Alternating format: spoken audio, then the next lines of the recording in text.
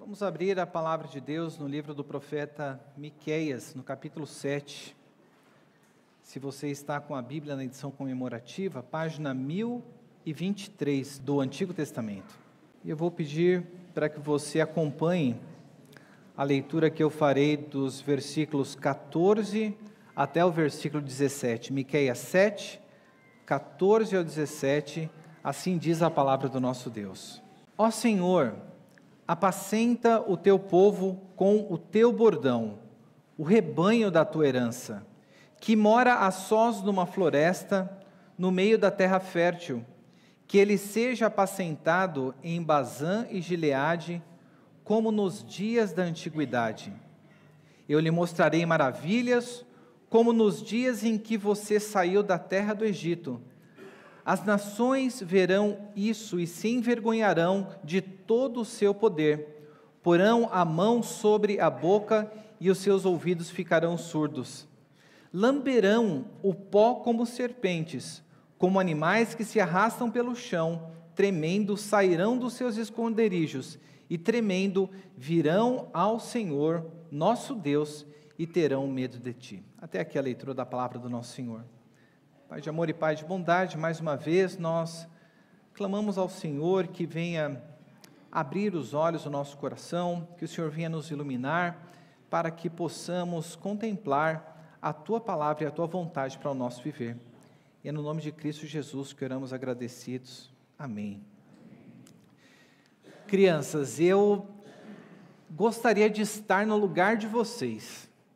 Nós estamos no mês de dezembro, e eu acho que a maioria de vocês já estão de férias ou estão se preparando para entrar de férias. E férias é tudo de bom, não é verdade? Mas eu tenho certeza que no decorrer deste ano, ninguém aqui chegou num belo domingo à tarde e se lembrou que tinha esquecido de entregar, de fazer um trabalho para entregar na segunda-feira. Ninguém nunca fez isso, né? Eu duvido também que vocês chegaram umas 10 horas da noite lá no quarto da mãe de vocês e falaram: mãe, eu estou precisando de cartolina para amanhã. Ninguém aqui fez isso, né? É claro que a gente já fez.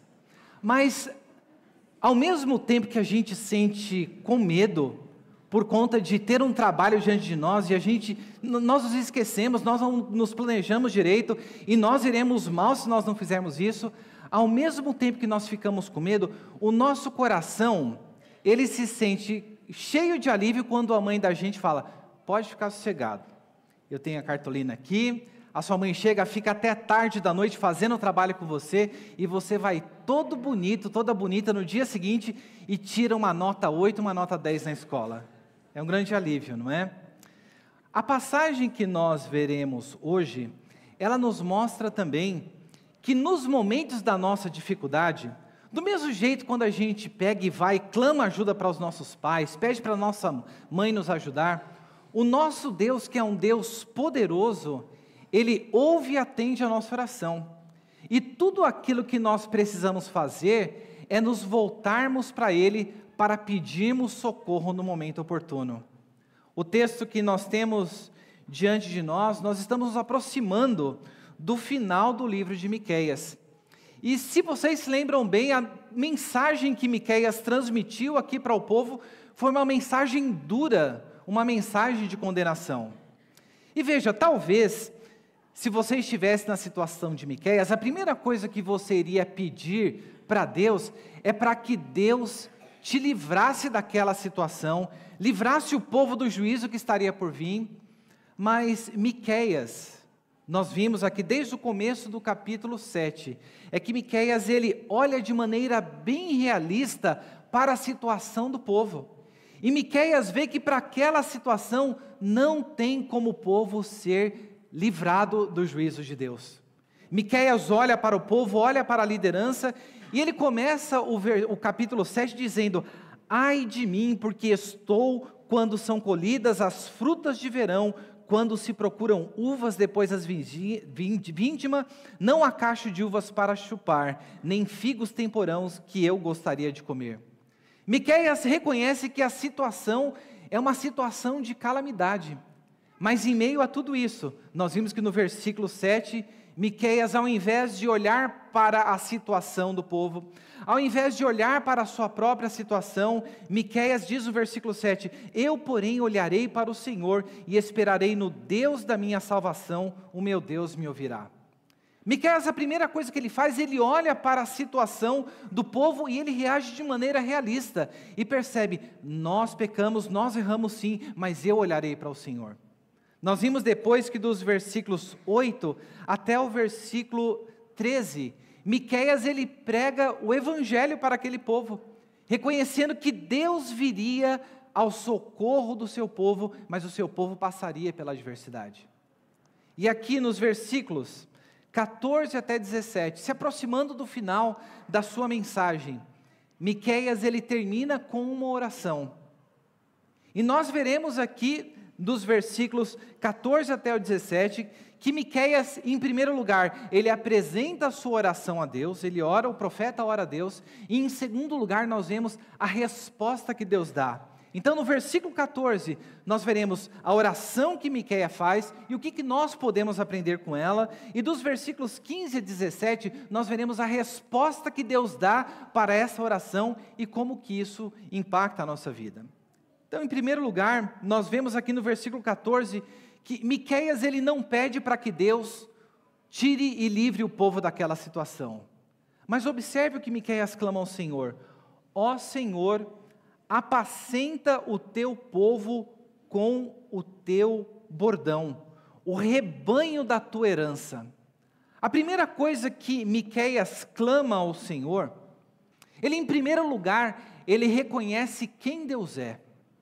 Miqueias começa invocando o nome do Senhor, o nome do Deus da aliança, e ele reconhece que Deus, ele é o pastor do seu povo. Nós lemos aqui na liturgia o Salmo 23, mas se nós olharmos aqui para o livro de Miqueias, nós veremos que em outros momentos, Miqueias apresenta a Deus não apenas como um rei poderoso, mas também como um pastor amoroso que cuida do seu rebanho. Se você olhar no capítulo 2 e no versículo 12, você encontrará que Miqueias diz, certamente eu ajuntarei todos vocês, casa de Jacó, certamente congregarei o remanescente de Israel, eu os porei todos juntos como ovelhas no aprisco, como rebanho no meio da sua pastagem, farão muito barulho por causa da multidão de pessoas. Deus já havia prometido anteriormente, aqui por meio da boca do profeta Miqueias, que ele ajuntaria o seu povo. E a primeira coisa que nós aprendemos aqui com a oração de Miqueias, é que nós precisamos clamar a Deus nos momentos de adversidade, de dificuldade, para que nós sejamos pastoreados pelo nosso Deus.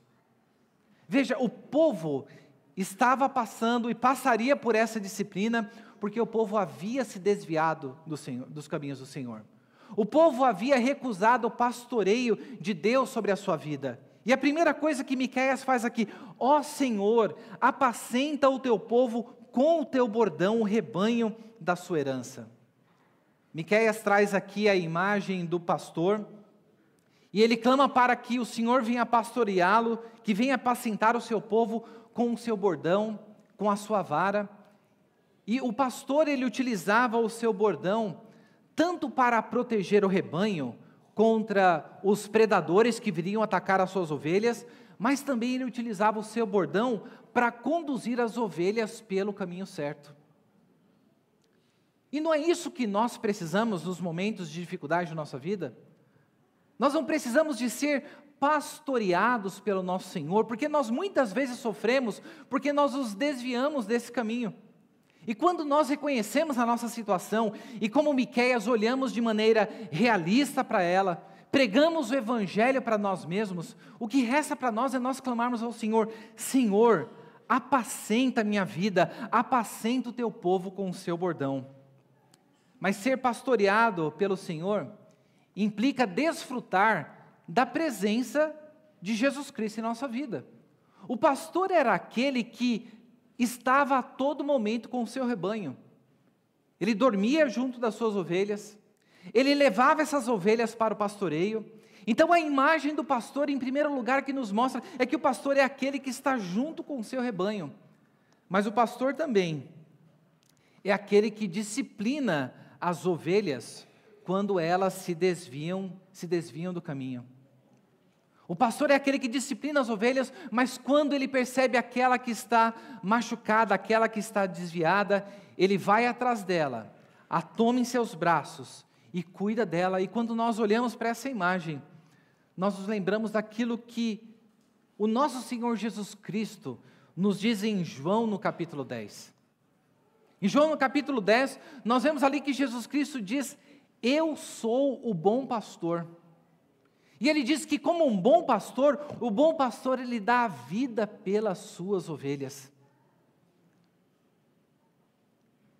Eu creio que muitas vezes nós deixamos de desfrutar da bênção de Deus porque nós não clamamos para sermos pastoreados e guiados pelo nosso Senhor Jesus Cristo. Porque ao ser pastoreados pelo nosso Senhor Jesus Cristo, nós teremos de lidar com a realidade que teremos de andar de santidade ao seu lado. Nós teremos de lidar com a realidade de que Ele é aquele que nos diz a maneira como nós devemos viver. Ele é aquele que, por meio da sua palavra, nos diz o caminho que nós devemos seguir. Mas também, Ele é aquele que, quando nós nos desviamos, é aquele que nos disciplina para que nós voltemos para o caminho.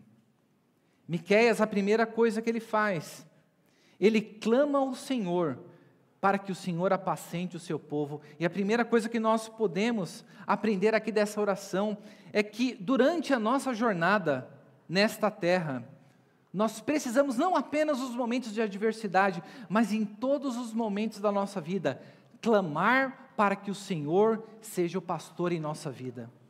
Clamar para que as nossas vidas venham ser pastoreadas por Ele. E a implicação que deve ter no nosso ver é que nós precisamos nós precisamos ter o desejo de ser pastoreados pelo Senhor.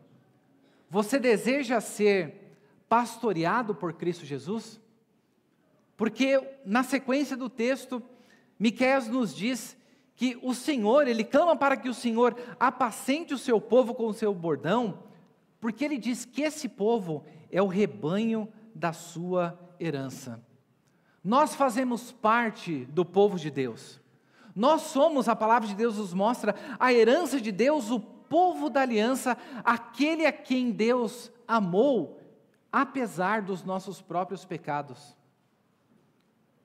Nós fomos escolhidos para andarmos os caminhos de boas obras que o Senhor preparou para nós.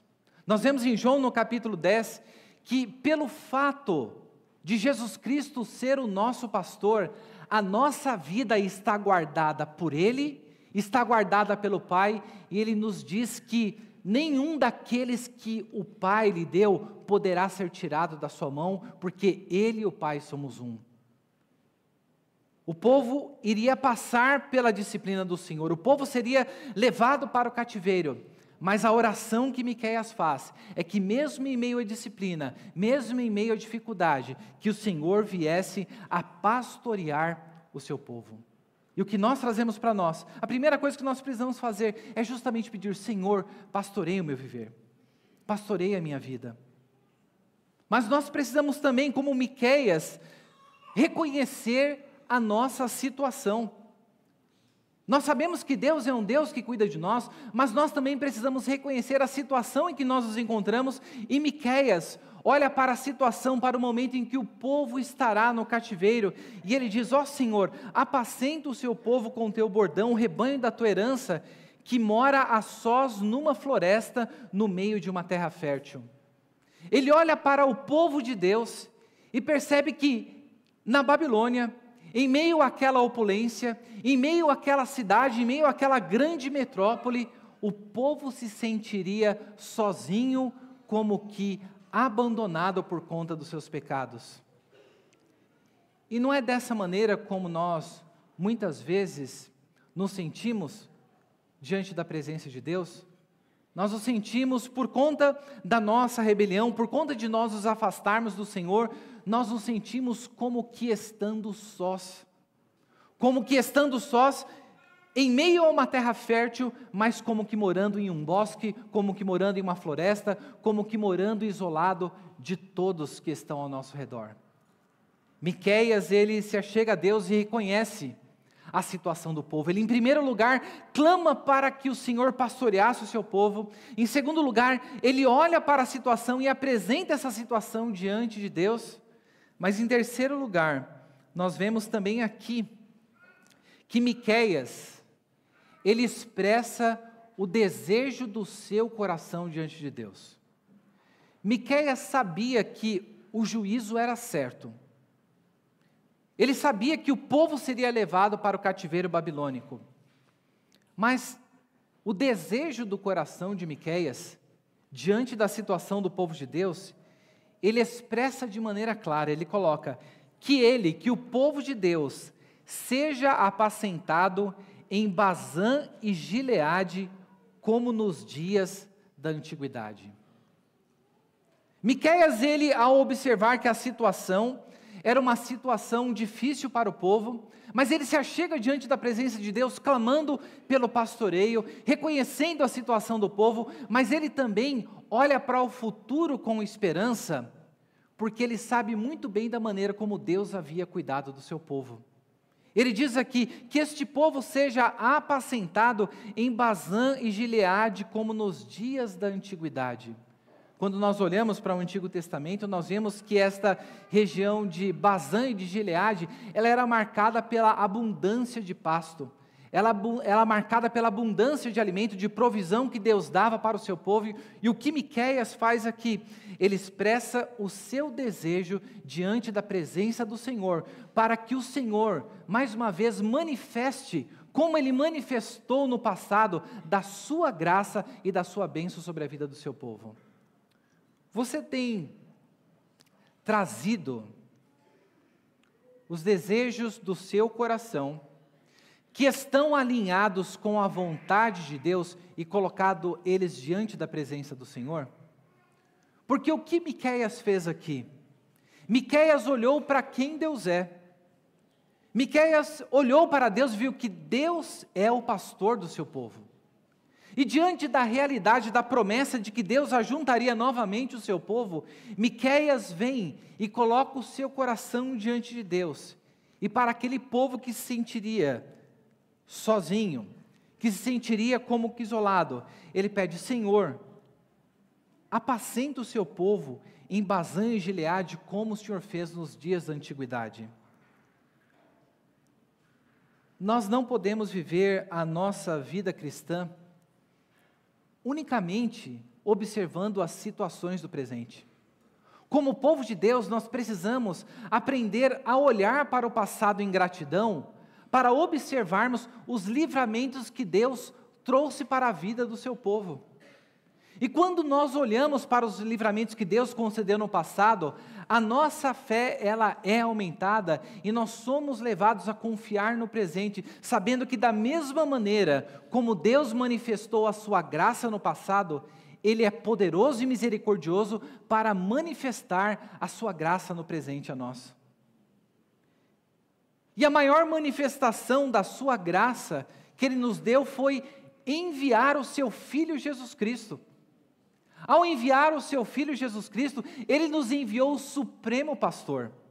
O Supremo Pastor que nos guia, que nos conduz às fontes de águas tranquilas, que nos conduz aos pastos verdejantes.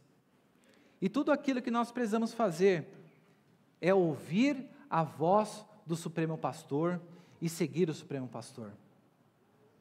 Então, diante das situações de adversidade, nós precisamos olhar para a palavra de Deus, e da mesma maneira como o profeta fez diante da realidade do juízo do Senhor, nós precisamos clamar ao Senhor que Ele pastoreie o nosso viver. Clame para que Jesus Cristo venha pastorear a sua vida, abra o seu coração para a palavra que Ele lhe traz. Como que o Senhor nos pastoreia? Ele nos pastoreia por meio da sua palavra. Se nós o amamos, a palavra de Deus nos diz que nós somos aqueles que obedecemos aos seus mandamentos. Mas nós precisamos também reconhecer que sozinhos nós não somos capazes de nada. Sozinhos nós não temos força em nós mesmos, mas quando nós somos conduzidos pelo bordão do Senhor, Quando nós somos carregados no colo pelo Senhor, as nossas forças são recuperadas e nós podemos passar em meio à adversidade, sabendo que o Supremo Pastor está ao nosso lado, nos conduzindo e nos ganhando a todo momento. Mas nós precisamos também levar ao Senhor o desejo do nosso coração. Mas antes de levar o nosso desejo do coração diante da presença do Senhor, nós precisamos parar e observar, isso que eu estou clamando a Deus, está de acordo com a vontade de Deus? Porque Tiago, ele nos diz que nós muitas vezes não recebemos, em primeiro lugar porque nós não pedimos, em segundo lugar porque nós pedimos mal, para nós nos esbanjarmos com os nossos próprios prazeres. Mas quando nós nos voltamos para a palavra de Deus, e olhamos para quem Deus é, olhamos para as promessas de restauração que Ele tem prometidas para o seu povo, e nós clamamos com fé, baseados naquilo que Deus é em suas promessas, nós podemos ter a certeza de que Deus, Ele responde à nossa oração. E é isso que nós veremos aqui no versículo 15. Nunca olhando aqui, nós vimos assim uma resposta tão rápida de Deus para uma oração que o seu servo fez. Então, dos versículos 15 a 17, nós veremos agora a resposta que Deus dá e o que nós podemos aprender para isso também.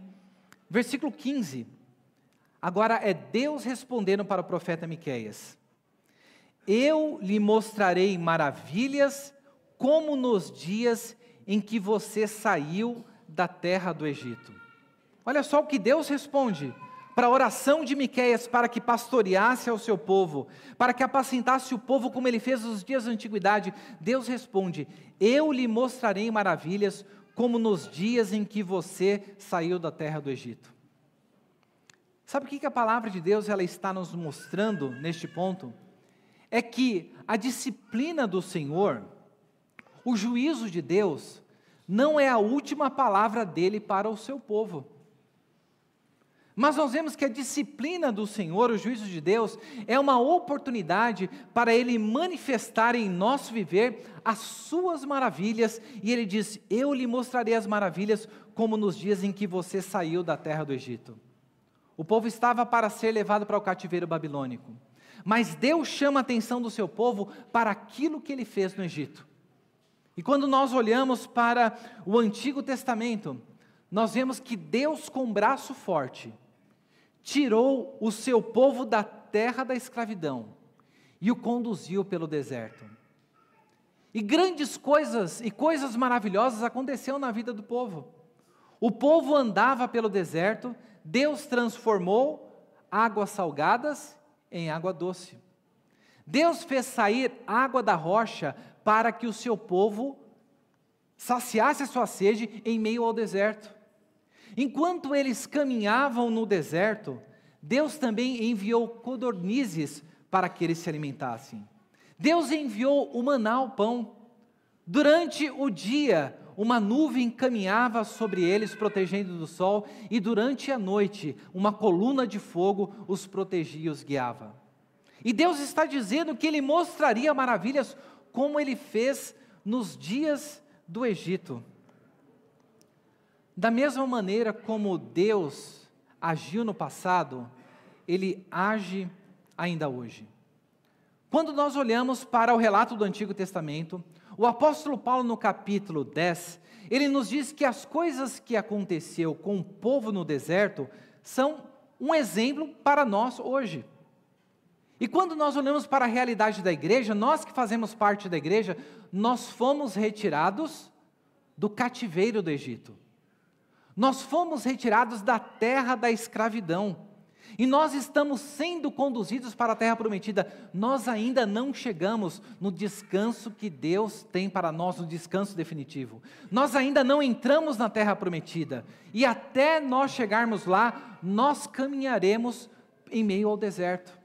Mas da mesma maneira como Deus acompanhou o seu povo, nós vemos que hoje, Jesus Cristo, o Supremo Pastor, Ele é aquele que nos acompanha em meio ao deserto.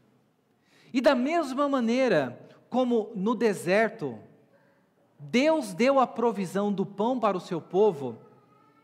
No Novo Testamento, o apóstolo João, no capítulo 6, nos diz ali que Jesus Cristo disse: eu sou o pão da vida que desceu do céu. Se alguém comer deste pão, viverá eternamente. João diz que aqueles que comeram o pão no deserto, o maná, aquelas pessoas se alimentaram daquele pão e elas morreram. Mas nós hoje que estamos peregrinando pelo deserto, nós somos dados de comer da pessoa de Cristo Jesus, o pão da vida. E a palavra de Deus nos diz que aquele que se alimenta deste pão, o pão que desceu do céu, viverá eternamente. Mesmo em meio às adversidades, mesmo em meio às dificuldades, nós desfrutamos já no presente desta grande maravilha que Deus manifestou a nós por meio do seu Filho, nós desfrutamos a vida eterna. Mas o próprio Jesus Cristo, no capítulo 7 de João, ele também disse para as pessoas que estavam ao seu lado, que se alguém tem sede, venha a mim e beba. Quem crer, do seu interior fluirá rios de água da vida. O nosso Senhor, Ele é aquele que sacia a nossa sede. Mas da mesma maneira que Ele sacia a nossa sede, Ele faz com que do nosso interior rios de água da vida fluam de dentro de nós, a fim de que nós sejamos bênção para o mundo que está ao nosso redor. Você já parou para refletir sobre as maravilhas de Deus que têm se manifestado sobre a sua vida? Você é uma pessoa que hoje desfruta da vida eterna, mesmo em meio às enfermidades. Você é uma pessoa que no seu interior a palavra de Deus está dizendo: flui rios de água da vida. Você é alguém que é habitado pelo Espírito Santo e é capacitado para realizar a obra de Deus nesse mundo, a fim de que outras pessoas venham ser alcançadas pela palavra do Evangelho. A resposta que Deus dá para nós é que nós não devemos viver no presente achando que a única coisa que Deus tem para nós são provações. É verdade que durante a nossa caminhada nós passaremos por provações, mas Deus vem aqui para o seu povo e diz: eu lhe mostrarei maravilhas como nos dias em que você saiu da terra do Egito. Mas Deus, Ele continua aqui dizendo, Ele não apenas manifestaria maravilhas para o seu povo, mas Deus também lidaria com os inimigos do povo de Deus. No versículo 16, as nações virão isso e se envergonharão de todo o seu poder, porão a mão sobre a boca e os seus ouvidos ficarão surdos. Nós vimos no capítulo 7 que o povo de Deus estava sendo zombado pelos seus inimigos. Ao ponto de Miqueias dizer no versículo 8, minha inimiga não se alegre a respeito de mim, ainda que eu tenha caído, eu tornarei a me levantar. E ainda hoje nós vemos os inimigos do povo de Deus, a saber, o diabo e seus anjos que militam contra a igreja de Cristo, zombando. Mas a palavra de Deus nos diz que haverá um dia em que a maldição que Deus pronunciou sobre a serpente, ela se cumprirá plenamente. E quando Jesus Cristo veio, a promessa que Deus fez de que viria um que esmagaria a cabeça da serpente, se cumpriu na pessoa do nosso Senhor Jesus Cristo. E no versículo 17, nós vemos aqui, lamberão o pó como serpentes, a maldição que Deus deu sobre Satanás. Como animais que se arrastam pelo chão, tremendo sairão dos seus esconderijos, e tremendo virão ao Senhor nosso Deus, e temerão a Ti. Hoje o mundo zomba da palavra de Deus, hoje o mundo zomba do povo de Deus, mas Deus nos diz em sua palavra, que haverá um momento, em que todos terão de comparecer diante da presença do Senhor. Em Romanos no capítulo 14, versículo 11, a palavra de Deus nos diz, como está escrito, por minha vida diz o Senhor, diante de mim se dobrará todo joelho e toda língua dará louvores a Deus. Haverá um momento em que os inimigos do povo de Deus, eles serão humilhados, mas até chegarmos lá, a palavra de Deus nos diz que os nossos inimigos não são a carne e o sangue, mas os principados e potestades, e tudo aquilo que nós precisamos fazer. A palavra de Deus diz que as nações virão e se envergonharão. Nós precisamos clamar para que as nações reconheçam a soberania de Deus. Nós precisamos, como uma igreja missionária, clamar para que estas nações que zombam, para que aqueles que estão distantes dos caminhos do Senhor, para que eles ainda venham aproveitar a oportunidade que eles têm de entrar diante da presença do Senhor e reconhecer a soberania do Senhor. Porque o juízo do Senhor um dia virá, e a palavra de Deus nos deixa claro que essas pessoas virão ao Senhor, tremendos sairão dos esconderijos, virão ao Senhor nosso Deus e terão medo de ti. A palavra de Deus nos mostra que o nosso Deus é um Deus que atende à oração do seu povo. E ainda que nós não consigamos contemplar com os nossos olhos, a palavra de Deus nos diz que Deus manifestará ao seu povo as suas maravilhas. Deus, Ele pisará sobre os seus inimigos. Deus exporá aos seus inimigos a vergonha. E haverá um dia em que nós desfrutaremos da graça do nosso Senhor, do seu amor no novo céu e na nova terra, livre das provações, livre dos inimigos, porque o nosso Deus é um Deus que cuida do seu povo. Tudo aquilo que a palavra de Deus nos convida aqui nessa manhã, é que aqueles que seguem ao Senhor como ovelhas seguem ao pastor, entrando em seu aprisco por meio da fé em Cristo Jesus, Deus promete uma salvação que evidenciará as maravilhas da sua graça. Tudo aquilo que nós precisamos fazer aqui é clamar ao nosso Senhor. Clamar para que Deus, Ele pastoreie a nossa vida. Clamar para que, da mesma maneira que Ele cuidou de nós no passado e do seu povo, Ele continue cuidando de nós hoje. Clamar para que os nossos olhos sejam abertos, para que nós possamos contemplar as maravilhas do Senhor. E clamar também para que as nações, para que os inimigos de Deus venham se arrepender e venham ser objetos da sua graça enquanto há tempo.